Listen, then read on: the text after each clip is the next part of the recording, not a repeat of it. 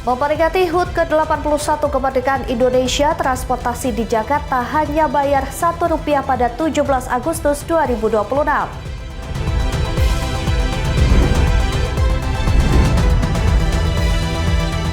Presiden Prabowo ungkap dua sosok yang menjadi inspirasinya dalam memahami arti kepemimpinan.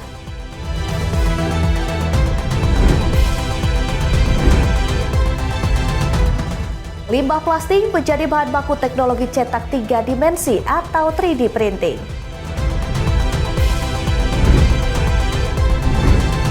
Halo pemirsa setia Berita Nasional TV, senang sekali Berita Nasional Petang kembali hadir menyapa Anda.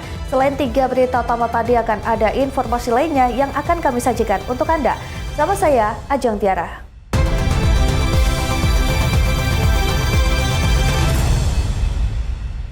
Kita ke informasi yang pertama, pemirsa. 3 hari pasca kebakaran, bekas kebakaran masih terlihat jelas di bagian atas gedung Bapenda DKI Jakarta pada hari ini. Akses menuju gedung masih dibatasi seiring berlangsungnya penyelidikan polisi.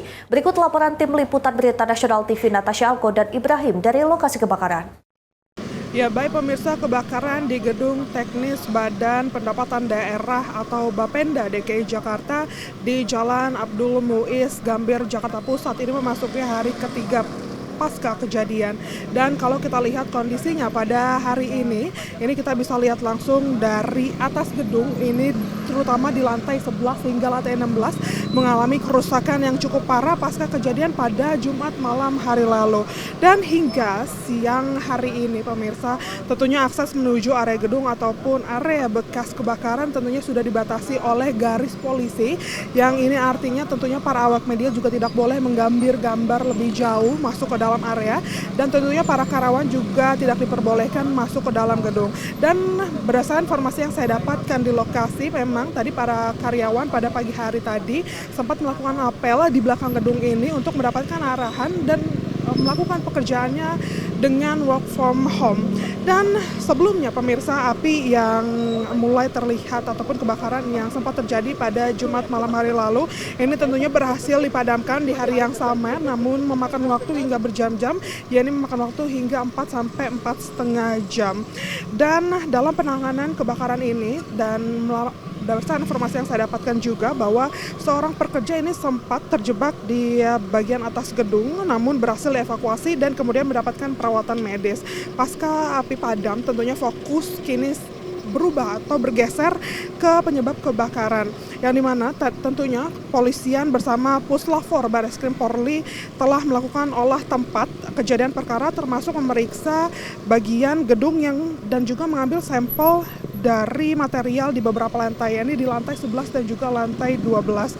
Yang menjadi perhatian di gedung ini, tentunya gedung ini juga terdapat pekerjaan renovasi, di antaranya di lantai 11 dan juga lantai 14. Namun hingga saat ini polisi belum menyimpulkan adanya keterkaitan antara pekerja renovasi dan juga penyebab kebakaran. Namun sejumlah saksi juga telah diperiksa dan polisi masih menunggu hasil pemeriksaan laboratorium untuk memastikan titik awal api serta penyebab pasti kebakaran yang terjadi pada Jumat malam kemarin.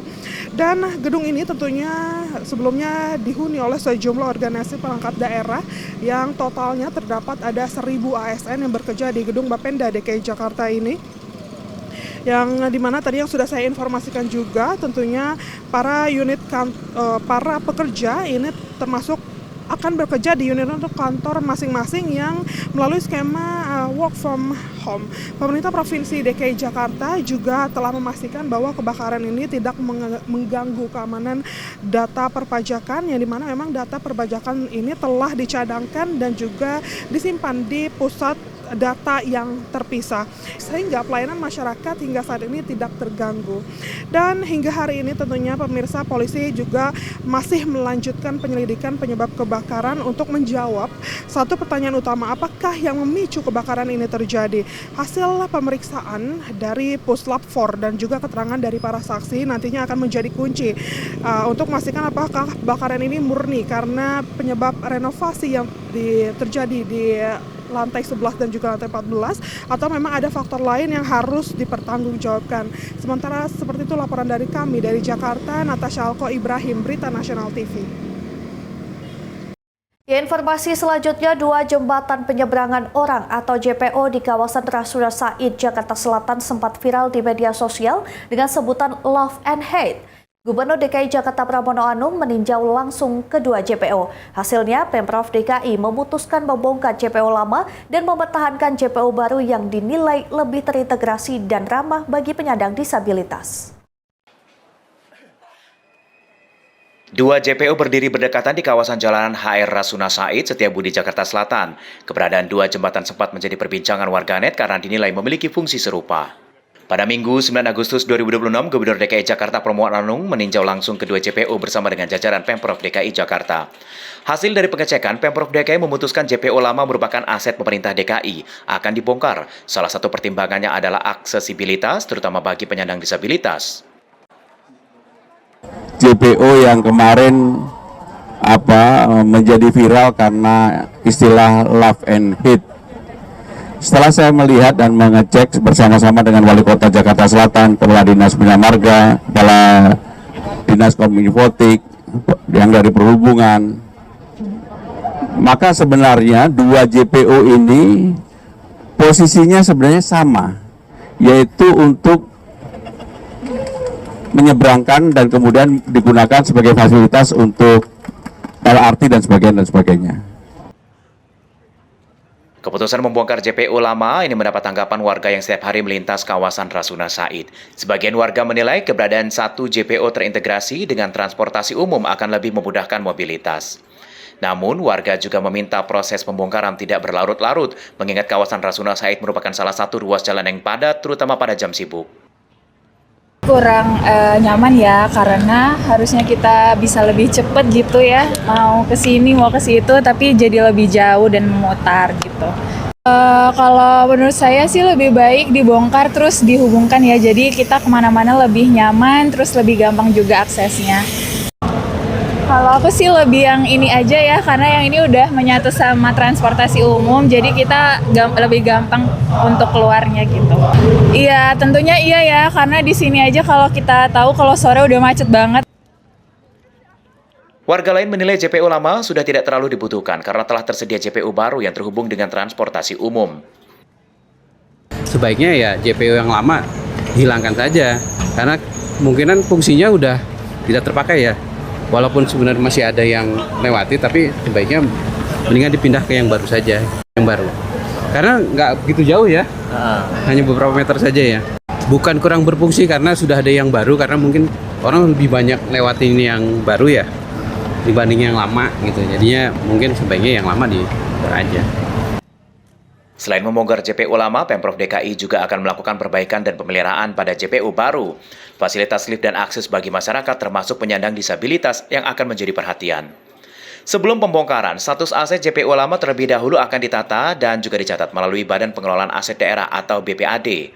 Setelah proses administrasi dan juga lelang selesai, pembongkaran ditargetkan berlangsung dalam waktu 2 hingga 3 minggu. Pemprov DKI berharap dengan mempertahankan JPO baru, akses penyeberangan di Rasuna Said menjadi lebih terintegrasi, aman dan ramah bagi seluruh pengguna. Dari Jakarta, Muhal Kopandi, Berita Nasional TV.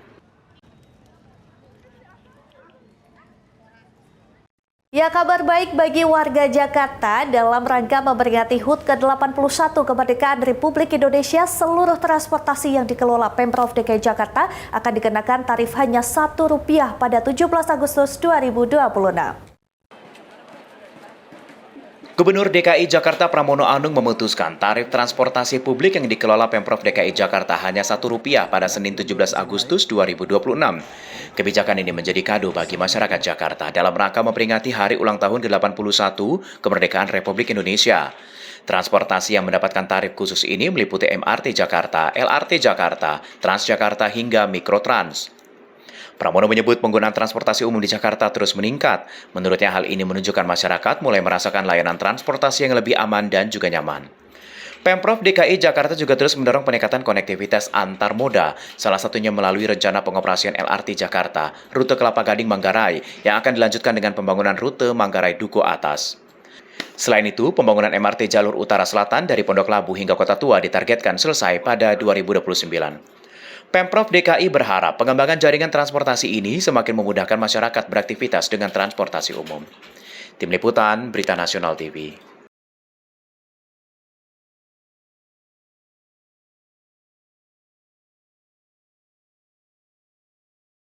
Ya, kabar berikutnya, musim kemarau panjang masih membuat sejumlah wilayah di Kabupaten Gerobokan, Jawa Tengah mengalami krisis air bersih. Merespons kondisi ini, sejumlah jurnalis bersama BUMD setempat menyalurkan bantuan air bersih kepada warga terdampak. Kemarau panjang membuat puluhan desa di Kabupaten Gerobokan mengalami kekeringan parah. Kondisi ini membuat warga kesulitan memenuhi kebutuhan air bersih untuk kehidupan sehari-hari. Untuk mendapat air, warga terpaksa membeli air tangki dengan biaya mencapai Rp100.000 per minggu. Beban ekonomi warga semakin bertambah di tengah musim kemarau berkepanjangan. Ya senang Pak, dapat bantuan mengurangi, misalnya ibaratnya kan 1 minggu mengeluarkan uang 100.000 buat air kan bisa disimpan buat biaya yang lain gitu loh Pak. Kalau kekurangan air ini sejak kapan Bu? Ya udah ada 1 bulanan Pak, 2 bulanan. 2 bulan kalau? Ya. Oh itu. Aksi nyata peduli sesama kemudian dilakukan BUMD Purwodadi bersama dengan IJTI Muria Raya dengan menyalurkan bantuan air bersih ke Desa Waru, Karanganyar, Kecamatan Purwodadi. Wilayah ini menjadi salah satu daerah yang terdampak kekeringan cukup parah. Bantuan air diharapkan bisa membantu warga sekaligus mengurangi pengeluaran untuk membeli air bersih. Berdasarkan data terbaru, sebanyak 42 desa di 16 kecamatan di Gerobokan terdampak krisis air bersih. Hingga Minggu 9 Agustus 2026, sekitar 32.000 liter air bersih telah disalurkan kepada warga. Kolaborasi sosial ini akan terus diperluas ke wilayah lain yang membutuhkan. Saat ini kami sudah mendistribusikan sebanyak 32.000 liter air bersih yang kami dropping di beberapa tempat, di beberapa desa yang ada di Kabupaten Gerobokan. Beberapa dari kegiatan dropping air bersih sendiri bagaimana Mas? Kami berharap untuk dropping air bersih ini akan berjalan secara kontinu ya. Ketika saat mungkin musim kemarau seperti saat ini, kami akan menggandeng beberapa stakeholder terkait selain BKK, ada pun beberapa instansi lain untuk bisa memberikan sumbangsih baik dari CSR, baik dari lembaga sosial untuk membantu warga masyarakat Gerobokan agar tidak kesusahan air bersih. Bantuan air bersih ini diharapkan bisa meringankan beban masyarakat sekaligus membantu memenuhi kebutuhan dasar warga di tengah musim kemarau. Theo Fandi, Berita Nasional TV. Ya, pemirsa, pesawat penumpang terbesar di dunia Airbus A380-800 milik Emirates untuk pertama kali mendarat di Bandara Internasional Soekarno-Hatta, Tangerang, Banten. Pendaratan ini menjadi momen khusus karena sebelumnya Airbus A380 milik Emirates hanya melayani penerbangan komersial ke Bali. Airbus A380-800 milik Emirates mendarat di Bandara Soekarno-Hatta pada Sabtu malam 8 Agustus 2026. Pesawat dengan nomor penerbangan EK358 ini datang dari Dubai, Uni Emirat Arab. Kedatangan A380 ke Tangerang ini dilakukan untuk mendukung tur pramusim Chelsea menghadapi AC Milan. Selesai berada di Tangerang, Airbus A380 kembali lepas landas menuju Dubai pada Minggu dini hari 9 Agustus 2026 dengan nomor penerbangan EK359. Airbus A380 merupakan pesawat penumpang terbesar di dunia dengan desain 2 lantai atau double decker. Pesawat ini mampu membawa hingga 850 penumpang jika seluruh kabin dikonfigurasi dalam satu kelas ekonomi. Untuk konfigurasi yang digunakan Emirates, kapasitas maksimum A380 mencapai 615 penumpang. Pesawat ini memiliki panjang sekitar 72,7 meter dengan bentang sayap hampir 80 meter. Pendaratan A380 berlangsung di kontak stand G26 Terminal 3 Bandara Soekarno-Hatta. Bandara Soekarno-Hatta memiliki fasilitas memenuhi standar kode F untuk melayani pesawat berbadan lebar seperti Airbus A380. Sejumlah fasilitas penunjang mulai dari landasan pacu, apron, taxiway hingga gar barata juga telah disiapkan mendukung operasional pesawat tersebut. Tim Liputan, Berita Nasional TV. Selanjutnya kita akan pantau kondisi arus lalu lintas terkini yang akan disampaikan petugas NTMC Korlantas Polri. Berikut laporannya. Ya baik, selamat sore pemirsa. Saya Bribka Satria akan mengupdate informasi kondisi arus lalu lintas terkini di beberapa titik ruas jalan yang memang rawan akan terjadinya kepadatan. Di Yang pertama kita lihat kondisi arus lalu lintas di kawasan flyover Cawang, kilometer 0.200. Untuk lalu lintas pada sore hari ini nampak mulai cukup ramai namun tetap terbilang lancar untuk kendaraan dari ruas tol dalam kota dari arah Cawang yang akan menuju ke arah Grogol maupun sebaliknya nampak ramai namun tetap terbilang lancar. Bagi Anda para pengendara pengguna jalan tol agar dapat tetap pada jalurnya, tidak menggunakan bahu jalan, dikarenakan bahu jalan hanya diperuntukkan untuk keadaan yang darurat. Sementara untuk lalu lintas di underpass Cawang dari Jalan Maijen Sutoyo yang akan menuju ke arah Jalan DI Panjaitan maupun sebaliknya nampak cukup normal, belum ada lonjakan arus kendaraan yang signifikan yang terjadi pada sore hari ini. Namun tetap dihimbau mengingat cukup banyak area perkantoran di kawasan tersebut, di mana banyaknya kendaraan keluar masuk, agar para pengendara dapat tetap menjaga batas kecepatan maksimal kendaraan Anda. Selanjutnya, kita beralih untuk melihat kondisi arus lalu lintas di kawasan Bundaran Pondok Indah, Jakarta Selatan. Untuk kendaraan dari arah Lebak Bulus yang akan menuju ke arah Blok M maupun Fatmawati dan kendaraan dari arah Blok M atau Fatmawati yang akan menuju ke arah Bintaro, di masing-masing arahnya nampak cukup ramai namun terdapat antrian kendaraan menjelang traffic light, selepasnya kendaraan dapat kembali normal. Kami himbau kepada Anda para pengendara agar dapat tetap menjaga jarak aman kendaraan Anda dengan kendaraan lainnya, mengingat cukup banyak titik pertemuan arus kendaraan yang perlu Anda antisipasi, serta tetap mematuhi rambu lalu lintas di sepanjang jalan yang Anda lewati.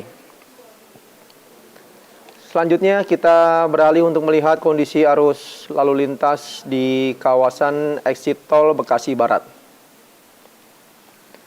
Untuk kendaraan yang keluar dari ruas tol Cikampek via gerbang tol Bekasi Barat yang akan menuju ke arah Pekayon, Kalimalang maupun Jalan Ahmad Yani, nampak adanya antrian kendaraan namun hanya terdapat 2 hingga 3 kendaraan ke belakang, selepasnya lalu lintas dapat kembali lancar yang memang didominasi oleh truk muatan barang yang perlu Anda antisipasi. Sementara sama halnya untuk lalu lintas dari arah Pekayon yang akan menuju ke arah Kalimalang, Jalan Ahmad Yani, dan yang akan memasuki ruas tol Cikampek via gerbang tol Bekasi Barat pun juga mulai mengalami peningkatan volume arus kendaraan. Kendaraan cukup ramai, kecepatan kendaraan dapat dipacu berkisar 40 hingga 50 km per jam, agar para pengendara dapat tetap ikuti arahan petugas kami yang berada di lapangan. Dan yang terakhir, kita keluar dari ibu kota Jakarta untuk melihat kondisi arus lalu lintas di kawasan Simpang PDAM Malang, Jawa Timur. Untuk lalu lintas secara umum cukup ramai, baik untuk kendaraan dari Jalan Soekarno-Hatta yang akan menuju ke arah kota Malang maupun sebaliknya, nampak cukup ramai dan sesekali mengalami ketersendatan dikarenakan terdapatnya titik perlintasan kendaraan di kawasan tersebut.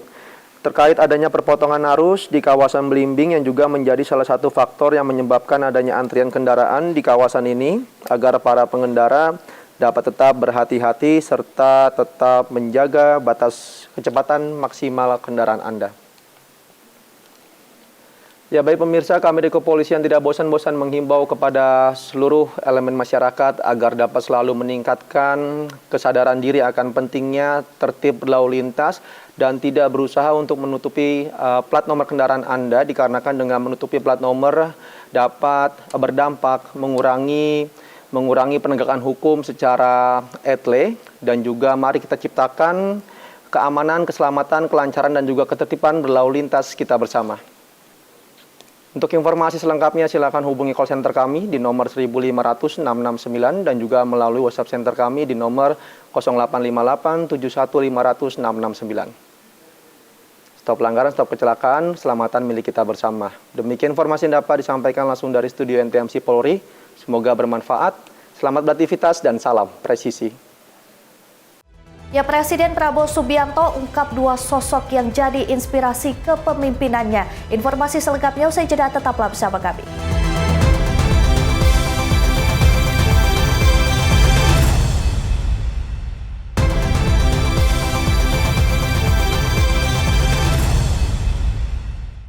Anda kembali menyaksikan Berita Nasional Petang. Pemirsa, Presiden Prabowo Subianto menyebut sejumlah capaian pemerintah terlihat nyata selama hampir 2 tahun kepemimpinannya. Pemerintah terus mempercepat pembangunan infrastruktur desa dan fasilitas pendidikan untuk meningkatkan akses dan kesejahteraan masyarakat.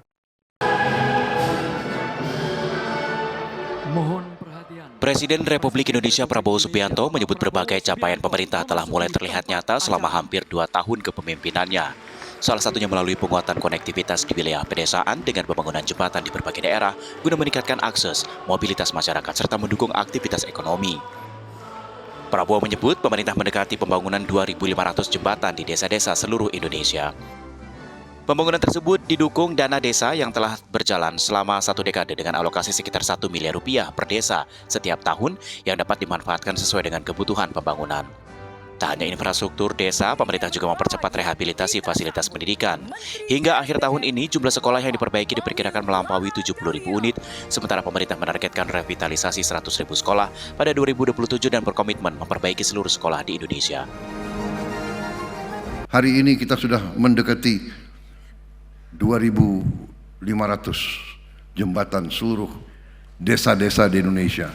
Dana desa sudah kita berikan, sudah berjalan 10 tahun.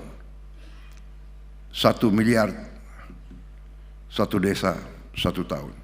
Untuk mendampingi Presiden Republik Indonesia. Prabowo menegaskan berbagai capaian tersebut merupakan hasil kerjasama seluruh jajaran pemerintah dalam mempercepat pembangunan.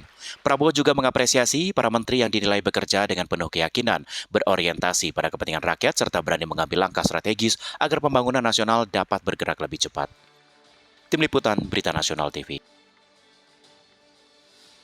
Presiden Prabowo Subianto mengungkap 2 sosok yang menjadi inspirasinya dalam memahami arti kepemimpinan. Dari keduanya, Prabowo mendapat pesan untuk mencintai rakyat, menggunakan akal sehat, dan bekerja agar masyarakat kecil memiliki harapan. Presiden Republik Indonesia Prabowo Subianto mengungkap 2 sosok yang menjadi inspirasinya dalam memahami arti kepemimpinan. Prabowo menyebut Gubernur Nusa Tenggara Timur periode 1978 hingga 1988 Ben Boy, serta Gubernur Jawa Timur periode 1967 hingga 1976 Raden Panji Muhammad Nur atau Cak Nur. Dari Ben Boy, Prabowo mendapat pelajaran untuk mencintai rakyat dan juga menggunakan akal sehat dalam setiap kebijakan. Menurut Prabowo, prinsip tersebut tercermin dalam berbagai kebijakan pemerintah, termasuk hilirisasi dan swasembada pangan yang dinilainya merupakan bentuk kebijakan berdasarkan akal sehat. Sementara dari Cak Nur, Prabowo mengingat pesan bahwa tugas seorang pemimpin pada dasarnya adalah bekerja agar rakyat kecil dapat merasakan kehidupan yang lebih baik. Ungkapan Yen Wong Cilik Iso Gemuyu atau ketika rakyat kecil bisa tersenyum disebut Prabowo sebagai gambaran kepemimpinan yang mampu memberikan harapan kepada masyarakat, terutama mereka yang paling lemah dan juga miskin. Kebijakan hilirisasi, kebijakan swasembada, semua itu akal sehat. Pak Muhammad Nur, Cak Nur, berapa bulan sebelum meninggal beliau cerita sama saya, Prabowo, tugas pemimpin itu sebetulnya sederhana. Bekerja, Yen Wong Cilik Iso Gemuyu. Pemimpin bekerja agar orang yang paling lemah, orang yang kecil, orang yang paling miskin bisa senyum, bisa ketawa. Artinya, kalau orang yang sangat lemah, sangat tidak berdaya, bisa senyum dan ketawa, dia mulai punya harapan. Prabowo menegaskan cinta kepada rakyat dan juga akal sehat harus menjadi landasan dalam setiap keputusan pemerintah. Ia juga menyebut keberanian dan juga kecerdasan seorang pemimpin harus ditopang nilai kebaikan, kebijakan, serta empati agar kerja kepemimpinan benar-benar memberikan harapan bagi rakyat yang paling membutuhkan. Tim Liputan Berita Nasional TV. Ya pemirsa, pemerintah mematangkan sejumlah agenda nasional di bulan Agustus pada hari ini. Pematangan dimulai dari persiapan pidato kenegaraan, peringatan HUT ke-81 kemerdekaan Indonesia, penanganan Karhutla, hingga penyerahan surat Presiden kepada DPR. Menteri Sekretaris Negara Prasetyo Hadi menyampaikan sejumlah hasil rapat koordinasi pemerintah digelar pada Senin 10 Agustus 2026. Salah satunya persiapan pidato kenegaraan tahunan Presiden Republik Indonesia yang dijadwalkan pada 14 Agustus 2026. Rangkaian peringatan hari ulang tahun ke-81 kemerdekaan Indonesia juga terus dimatangkan. Setelah pidato kenegaraan, rangkaian dilanjutkan dengan renungan suci pada 16 Agustus 2026 sebelum puncak peringatan detik-detik proklamasi pada 17 Agustus 2026 di Istana Merdeka. Antusiasme masyarakat mengikuti upacara di istana disebut sangat tinggi. Dari sekitar 5.500 slot undangan, pendaftar selama 4 hari pembukaan menembus lebih dari 336.000 orang. Ini menandakan dan membuktikan antusias masyarakat untuk dapat hadir mengikuti peringatan detik-detik proklamasi sangat tinggi, dan oleh karena itulah kemarin kami memutuskan sebagai panitia akan membuat tambahan 1 blok lagi. Untuk mengakomodasi lebih banyak masyarakat, panitia menambahkan 1 blok dengan kapasitas 3.400 undangan. Tambahan undangan dibagi menjadi 2 sesi, yaitu upacara pagi dan upacara penurunan bendera. Masyarakat belum pernah mengikuti upacara di istana akan menjadi prioritas. Bergeser ke penanganan karhutla, pemerintah terus berkoordinasi menangani kebakaran di sejumlah wilayah. Kalimantan Barat dan Kalimantan Tengah memiliki jumlah titik api yang cukup banyak, sementara kebakaran cukup besar terjadi di Taman Nasional Bromo Tengger, Semeru, Jawa Timur. Pemerintah menyiapkan waterbombing, helikopter, dan pesawat pendukung. Rapat bersama dengan BMKG juga digelar untuk membahas operasi modifikasi cuaca, meski tidak semua wilayah memungkinkan untuk dilakukan operasi modifikasi cuaca. Selain itu, pemerintah juga menyerahkan 3 surat presiden atau supres kepada DPR. Surat mengenai calon gubernur Bank Indonesia, beserta pengganti deputi gubernur, calon komisioner OJK, serta calon duta besar untuk negara-negara sahabat. Prasetyo menyebut proses selanjutnya mengenai surpres tersebut menjadi kewenangan DPR sesuai dengan mekanisme dan peraturan perundang-undangan yang berlaku. Pemerintah memastikan sejumlah agenda nasional akan terus dimatangkan, mulai dari rangkaian hari ulang tahun ke-81 kemerdekaan Indonesia, penanganan karhutla, hingga proses kenegaraan melibatkan DPR RI. Mahendra Dewananta, Ade Chandra, Berita Nasional TV.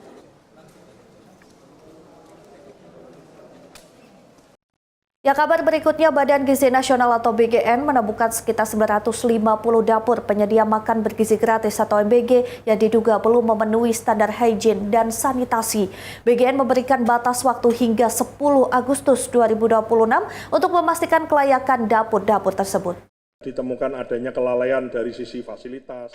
Kepala BGN Sudaryono menegaskan sertifikat layak hygiene dan sanitasi atau SLHS ini bukan sekedar persyaratan administrasi.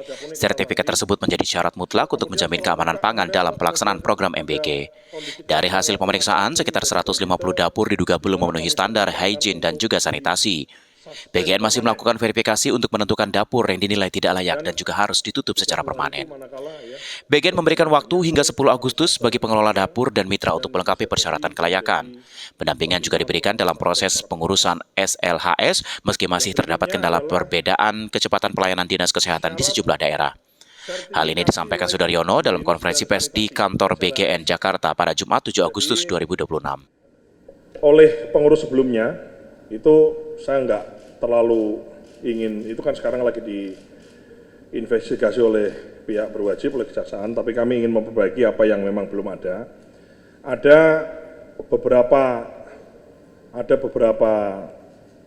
dapur yang sudah beroperasi, namun SLHS-nya belum ada. Maka kami berikan tenggat waktu sampai dengan tanggal 10 bagi dapur-dapur yang sudah beroperasi cukup lama, tapi belum melengkapi SLHS. Dari Jakarta, Natasa Alko, Galuh Anggara, Berita Nasional TV. Ya, Kepala Badan Gizi Nasional Sudaryono meminta siswa tidak membawa pulang makanan bergizi gratis atau MBG. Makanan diminta langsung dikonsumsi di sekolah sesuai waktu yang telah ditentukan. Imbauan ini disampaikan menyusul sejumlah kasus keracunan MBG di berbagai daerah. Kepala BGN Sudaryono menegaskan makanan MBG sebaiknya langsung dikonsumsi di sekolah dan tidak dibawa pulang. Menurut Sudaryono, makanan yang disimpan dan baru dikonsumsi kembali di rumah berisiko melewati batas waktu aman sehingga bisa memicu masalah keamanan pangan. Sudaryono menyebut kebiasaan membawa pulang makanan MBG menjadi salah satu faktor yang perlu diwaspadai dalam kasus keracunan. Bahkan, korban tidak hanya siswa tetapi juga orang tua yang turut mengkonsumsi makanan tersebut di rumah. Namun demi keamanan, demi keamanan pangan, demi keamanan supaya nggak keracunan ini juga menjadi penting ya. Maka kami akan menambah akan menginstruksikan lebih keras terkait SOP yang harus dijalankan. Jam berapa harus mulai masak, jam berapa matang plus maksimal 4 jam setelah matang. Jadi nanti akan diberi label, kami sudah instruksikan ke semuanya, harus dibeli label di omprengnya itu. Sebelumnya Sudaryono menyampaikan permohonan maaf atas kasus keracunan MBG di sejumlah daerah, di antaranya Jepara, Yogyakarta, Semarang, hingga terbaru di Jayapura. Sudaryono menyebut kasus di Jayapura diduga terjadi karena makanan dimasak terlalu cepat. Pola serupa disebut juga terjadi dalam kasus di SMK Negeri 6 Semarang. BGN berjanji akan segera memperbaiki tata kelola program MBG untuk memastikan keamanan pangan dan juga mencegah kasus keracunan serupa kembali terjadi. Dari Jakarta, Natasha Alko Galuh Anggara, Berita Nasional TV. Ya pemirsa, kami akan kembali usai jeda dengan informasi Pentagon meminta percepat produksi dan pengiriman senjata. Sesaat lagi tetaplah bersama kami.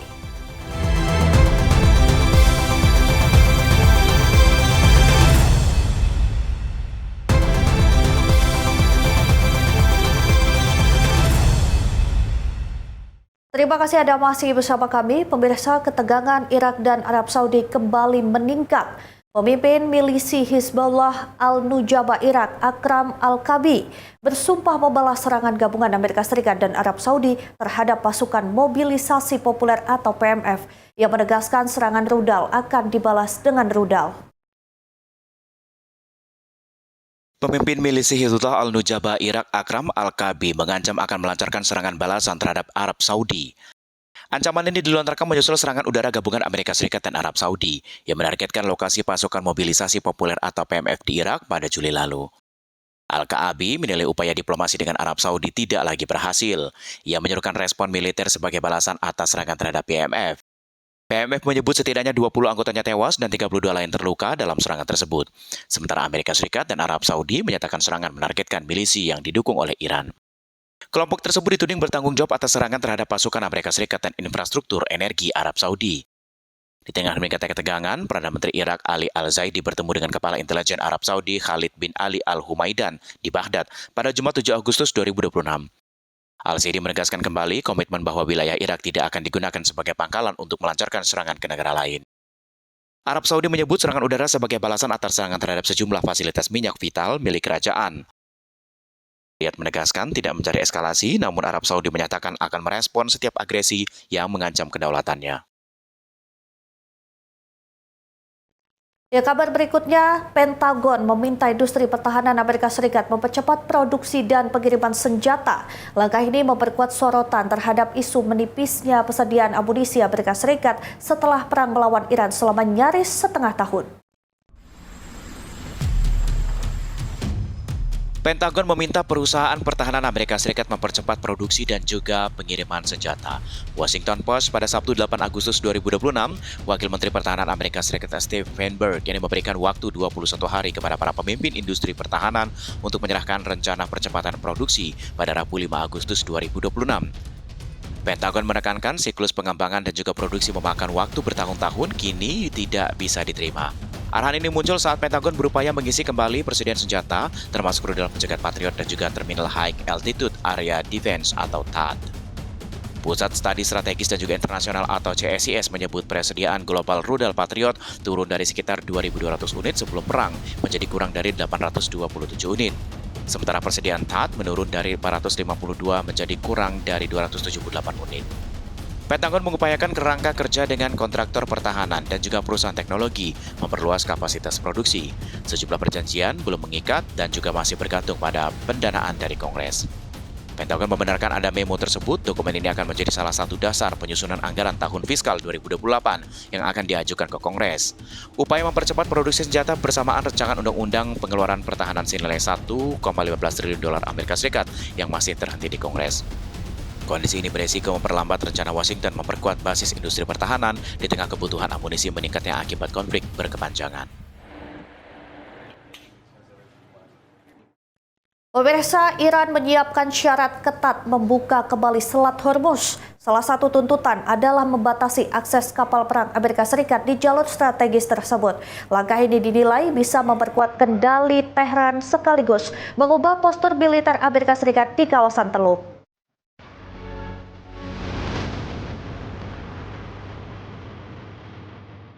Pemerintah Iran menyusun draft kesepakatan untuk membuka kembali Selat Hormuz. Salah satu syarat adalah larangan bagi kapal perang Amerika Serikat melintasi Selat Hormuz. Tuntutan ini muncul dalam perundingan Iran dan Oman yang berperan sebagai mediator. Teheran ingin mengakhiri dominasi militer Amerika di kawasan Teluk yang telah berlangsung selama puluhan tahun. Sementara Washington menegaskan tidak akan menerima pembatasan terhadap armadanya. Amerika Serikat menuntut jaminan kebebasan navigasi serta menolak pungutan biaya untuk melintasi Selat Hormuz. Sejumlah tuntutan Iran lain mencakup pencabutan blokade dan juga sanksi, penarikan militer Amerika Serikat dari sekitar Iran, pembayaran ganti rugi perang, serta pelepasan aset Iran yang dibekukan. Teheran juga menuntut Amerika Serikat menghentikan serangan terhadap sekutu Iran di kawasan serta mengakhiri ancaman terhadap negara tersebut. Di sisi lain, serangan Iran terhadap pangkalan Amerika Serikat di Kuwait, Arab Saudi, Qatar, dan Uni Emirat Arab mendorong Pentagon memindahkan sejumlah aset tempur keluar jangkauan Selat Hormuz. Kondisi ini mempersempit ruang gerak militer Amerika Serikat di Teluk Persia. Negara-negara Teluk mulai mempertimbangkan alternatif termasuk memperluas jalur pipa menuju Laut Merah dan juga Teluk Oman. Para pejabat regional menilai pengalihan jalur energi tidak akan sepenuhnya menghilangkan resiko selama tidak ada kesepakatan damai dan juga kredibel.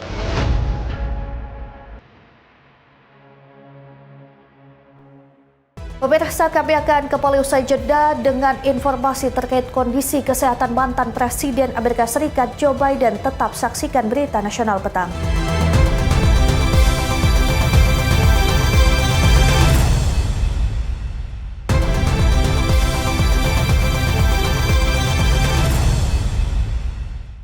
Anda masih bersama kami di Berita Nasional Petang. Pemirsa, setelah 5 tahun berperang melawan Rusia, Ukraina masih sulit mewujudkan impian bergabung dengan NATO.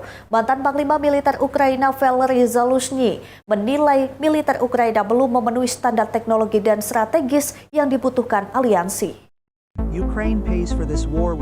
Impian Ukraina bergabung dengan NATO mendapat sorotan. Mantan Panglima Militer Ukraina Valery Zaluzhny menilai keanggotaan penuh Ukraina di NATO masih sulit terwujud. Zaluzhny kini menjabat Duta Besar Ukraina untuk Inggris menyampaikan pandangannya dalam pertemuan para Duta Besar Ukraina pada Senin 3 Agustus 2026. Menurutnya selama sekitar 12 tahun ia berupaya memastikan militer Ukraina memenuhi standar NATO. Namun hingga kini masih terdapat kesenjangan teknologi dan juga kapabilitas militer. Zaluzhny menilai Ukraina membutuhkan lompatan teknologi termasuk sistem pertahanan anti rudal lebih canggih serta kapabilitas berbasis ruang angkasa. Ia juga menyebut wacana keanggotaan Ukraina di NATO selama ini terus berulang, namun belum diiringi oleh realisasi nyata. Padahal keinginan bergabung dengan NATO dan Uni Eropa telah dicantumkan sebagai tujuan strategis dalam konstitusi Ukraina. Pemerintah Ukraina kini lebih realistis. Kiev menyadari keanggotaan tidak akan mudah didapatkan karena membutuhkan persetujuan seluruh negara anggota NATO. Pernyataan Zaluzhny juga menunjukkan pada perbedaan pandangan di kalangan elit Ukraina dalam menjalankan perang melawan Rusia. Zaluzhny dicopot dari jabatan Panglima pada 2024 setelah terjadi perbedaan pendapat dengan Presiden Volodymyr Zelensky mengenai strategi perang. Sementara Rusia sejak awal menentang keras rencana Ukraina bergabung dengan NATO dan menjadikannya salah satu alasan utama dikemukakan Moskow mengenai invasi ke Ukraina. Beralih ke kabar lain, pemirsa, kondisi kesehatan mantan Presiden Amerika Serikat Joe Biden semakin memburuk. Putranya Hunter Biden menyebut kanker yang diderita sang ayah menyebar ke tulang. Hunter juga mengungkap perjuangan Biden menghadapi penyakit tersebut. Kondisi kesehatan Joe Biden menjadi sorotan. Putranya Hunter Biden mengungkapkan kanker diderita mantan Presiden Amerika Serikat tersebut mengalami metastatis dan menyebar ke tulang. Dalam wawancara dengan BBC Jumat 7 Agustus 2026, Hunter menggambarkan kondisi sang ayah sebagai sesuatu yang sangat berat dan menyakitkan. Meski kondisinya memburuk, Hunter menyebut Joe Biden masih menjadi pusat keluarga dan tetap berusaha aktif berbicara di depan publik. Hunter juga mengenang debat Pilpres Amerika Serikat pada Juni 2024. Saat menyaksikan debat tersebut, Hunter mengaku merasa ada yang tidak beres dengan kondisi fisik ayahnya. Awalnya, Hunter mengira penampilan Biden yang buruk disebabkan kelelahan akibat padat perjalanan dinas. Setelah didiagnosis kanker, Hunter kembali mempertanyakan kondisi kesehatan sang ayah. Hunter mengatakan hal yang paling membuatnya bangga adalah ketangguhan Joe Biden dalam menghadapi berbagai cobaan.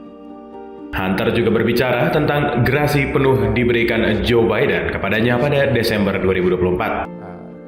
Gerasi mencakup kasus pemilikan kesenjataan api, kasus pajak, serta pelanggaran federal lain rentang waktu 2014 hingga 2024. Hunter mengaku keputusan ini dikritik dan dinilai tidak adil. Namun Hunter menegaskan dirinya tetap bersyukur atas keputusan yang diambil oleh ayahnya. Ya, niat Presiden Amerika Serikat Donald Trump membangun ballroom mewah di Gedung Putih terganjal putusan pengadilan. Pengadilan banding Amerika Serikat menegaskan proyek senilai $400 juta Amerika Serikat harus mendapatkan persetujuan Kongres sebelum dilanjutkan. Putusan ini membuat Trump murka.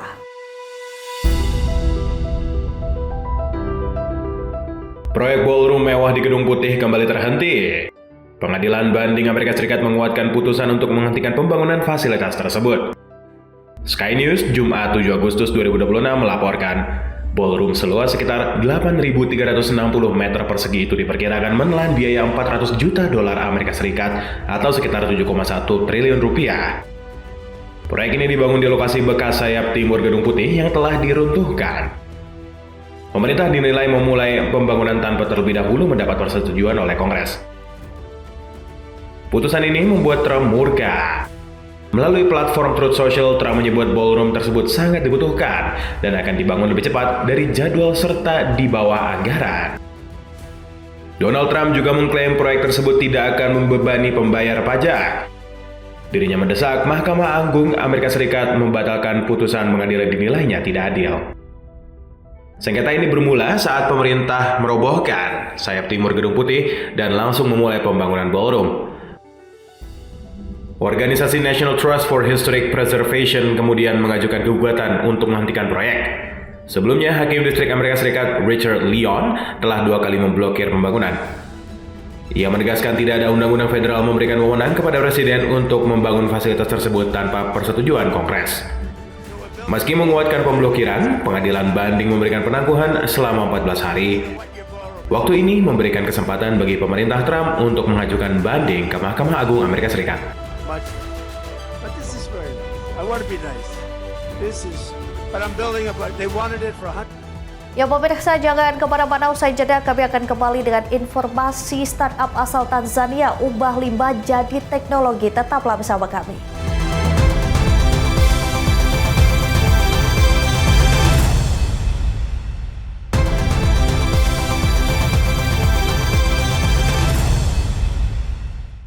Anda kembali menyaksikan berita nasional petang. Pemirsa, startup asal Tanzania mengubah limbah plastik menjadi bahan baku untuk teknologi cetak 3 dimensi atau 3D printing. Inovasi ini ditargetkan mengurangi polusi sekaligus menekan ketergantungan Tanzania terhadap mesin dan material impor.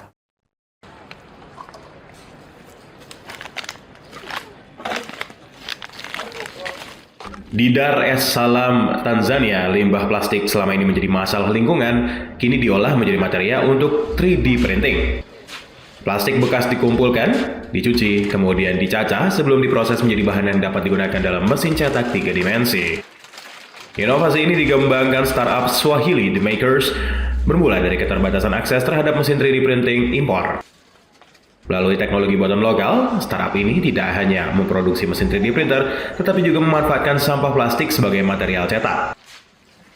Pengembangan teknologi ini juga dimanfaatkan mahasiswa Dar es Salaam Institute of Technology untuk mengubah desain menjadi prototipe yang dapat digunakan. Swahili The Makers menargetkan produksi lebih dari 10.000 unit 3D printer, sekaligus mendukung daur ulang lebih dari 200.000 ton sampah plastik.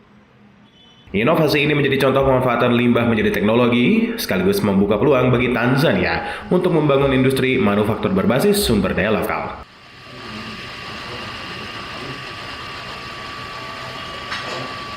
Informasi selanjutnya, sekitar 70 mobil amfibius memeriahkan Sungai Havel di Berlin, Jerman. Kendaraan unik ini mampu melaju di darat sekaligus menjelajahi perairan dalam perhelatan Amfib 2026 disebut sebagai salah satu pertemuan mobil amfibi terbesar di dunia.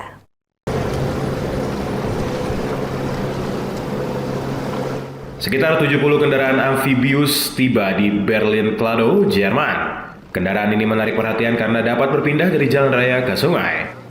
Para pemilik dan pengunjung mengabadikan momen saat mobil-mobil amfibius keluar dari sungai Havel lalu melanjutkan perjalanan di darat. Koleksi yang hadir sangat beragam, mulai dari mobil sipil, kendaraan rakitan sendiri, hingga kendaraan militer yang pernah digunakan pada era Perang Dunia Kedua. Di antara koleksi terdapat model Duke dan Ford GPA serta sejumlah kendaraan amfibius dibuat di Berlin. Tak hanya kendaraan klasik era 1940-an, acara ini juga menampilkan mobil dari era 1950-an dan 1960-an hingga mobil modern. Amfib 2026 dihadiri sekitar 200 peserta dari 12 negara. Kegiatan berlangsung selama sepekan mulai 1 hingga 8 Agustus 2026. Pertemuan ini digelar komunitas internasional Les Amis de l'Amphibie telah mengadakan pertemuan tahunan sejak 1987. Tahun ini menjadi kali pertama Berlin menjadi tuan rumah. Para peserta pun membuktikan bagi mobil amfibius saat jalan berakhir, perjalanan masih bisa berlanjut di atas air. Ya pemirsa, Maroko, permata di ujung barat Laut Afrika, dikenal dengan perpaduan budaya Arab, Berber, dan Eropa. Ibu kota yang tenang hingga hamparan pasir Sahara yang megah, Maroko menawarkan pesona memikat wisatawan dunia.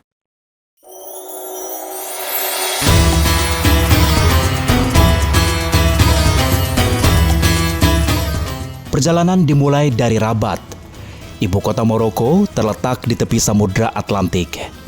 Kota ini memadukan modernitas dan sejarah sangat harmonis. Benteng Kasbah des Odayas berwarna putih biru, Menara Hasan menjadi simbol abad ke-12, dan Museum Muhammad V yang megah menjadi daya tarik utama. Di sisi pantainya, wisatawan bisa menikmati udara laut yang segar sembari menyaksikan gulungan ombak yang menawan.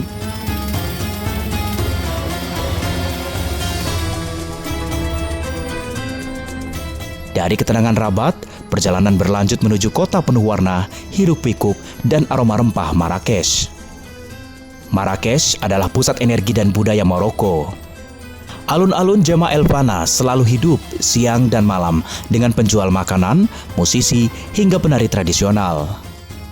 Di balik keindahannya, Marrakesh menawarkan labirin toko menjual beragam kain, kerajinan tangan, hingga rempah-rempah.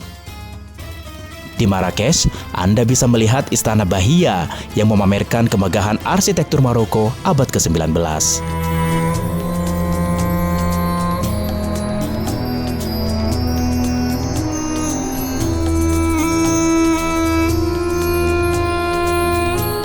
Dari riuh pasar Marrakesh, kita bergerak menuju ketenangan gurun di timur Maroko, tepatnya di Merzouga. Merzouga merupakan desa kecil menjadi gerbang Sahara terkenal dengan bukit pasir emas Etchebi menjulang hingga 150 meter. Di sini, wisatawan bisa merasakan pengalaman unik naik unta melintasi gurun, mencoba sunboarding, atau menginap di tenda tradisional suku Barber. Dan yang menarik, saat malam tiba, langit dipenuhi jutaan bintang, menciptakan pemandangan yang sulit dilupakan.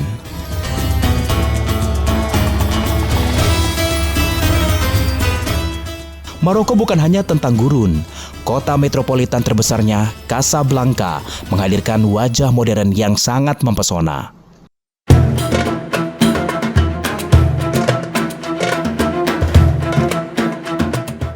Casablanca adalah pusat bisnis dan ekonomi Maroko. Masjid Hasan II berdiri megah di tepi laut dengan menara setinggi 210 meter, menjadi salah satu masjid terbesar di dunia. Selain itu, kawasan Corniche juga menawarkan pemandangan laut dan deretan kafe modern. Di sisi lain, peninggalan arsitektur kolonial Prancis memberi nuansa sejarah yang elegan di tengah kemajuan kota. Dari pusat kota yang sibuk, perjalanan berlanjut ke selatan menuju Agadir, surga pantai di tepi Atlantik. Agadir dikenal dengan panjang garis pantai yang panjang dan hangat pasir keemasan sepanjang tahun. Kota ini menjadi tujuan utama bagi pecinta olahraga air dari surfing hingga jet ski. Yang menarik dari puncak Kasbah Agadir Oufella, panorama kota dan laut terbentang luas. Suasananya yang santai, sangat menarik dan cocok untuk berlibur bersama dengan keluarga. Bagi Anda pecinta petualangan alam, destinasi terakhir menghadirkan lanskap ikonik, yaitu Gurun Sahara.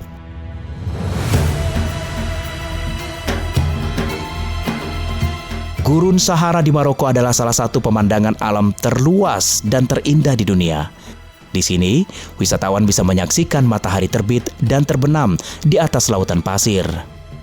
Bagi Anda yang suka tantangan, di Gurun Sahara ini bisa berpetualang dan berkemah di bawah langit malam bertabur bintang.